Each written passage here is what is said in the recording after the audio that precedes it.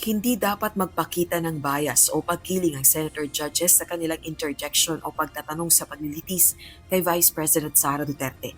Ito ang giit ng House Prosecution Team matapos na ipahayag ni Palace Press Officer Undersecretary Claire Castro na marami umanong senator judges ang umaaktong lawyer at tila winawalis ang katotohanan. Maraming nawalis dun sa Senado ang daming nawalis.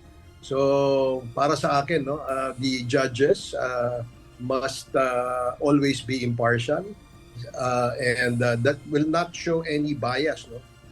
Correct, dapat magtanong sila para maliwanagan hindi lamang ang taong bayan kundi ang mismong ating mga senator judges on the evidences being presented before them. Sa kanilang pagtatanong ng clarification, hindi po dapat nagpapakita ng bias, no. Dagdag pa ni House Prosecution Team spokesperson at advisor Barbers, dapat pinapaallahanan ni Senate Impeachment Court Presiding Officer Senator Judge Francis Cheese Escudero ang mga senator judge. Kung merong mga ganon, I think they should be reminded by the presiding officer of the rules, no? At dapat ito ay isa puso nila dahil ito ay isang malaking issue na kung saan ang national the nation, no? The whole nation is watching. I guess the presiding officer must remind them, no, of their duties and to remain impartial in this issue. Samantala, hindi naman makaapekto sa impeachment trial ang popularidad ni VP Duterte ayon sa prosekusyon.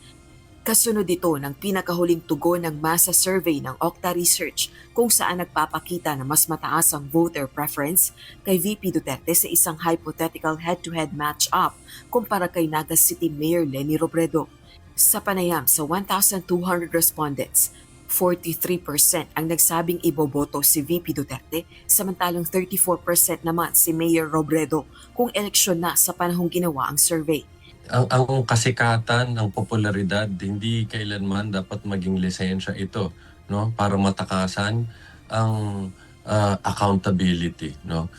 We're after accountability, we're after the truth.